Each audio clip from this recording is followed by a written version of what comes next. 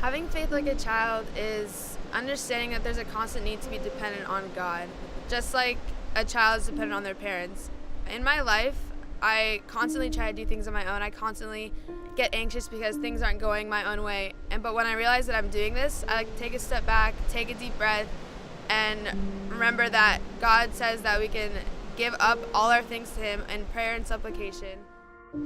I feel like a lot of the time you come into your faith with a lot of preconceived ideas about who God is, like what your faith should look like, what kind of stuff you should be doing.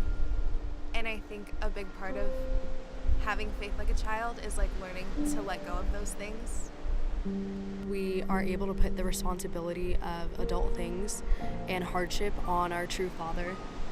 And also it just gives us the ability to romanticize like our parent in that sense, in that our earthly parents, they're not perfect and they do try their best, but they're gonna fail us ultimately in some ways. But if we just have faith like a child, we're able to just romanticize God's glory as a father.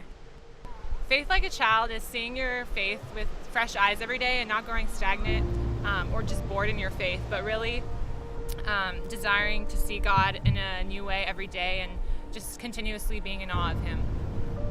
To me is looking at Christianity and faith in our walk with Christ with new eyes.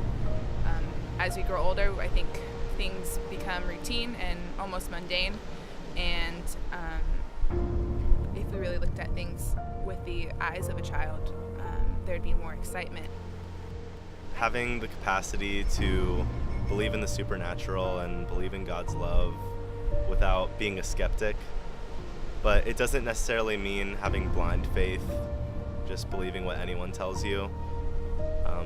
The main idea is to have childlike faith but adult-like maturity. If I had, blind faith, I would believe anything that any person or any professor told me, and I would struggle with my faith in that. But having adult-like discretion along with childlike faith is the best way to go.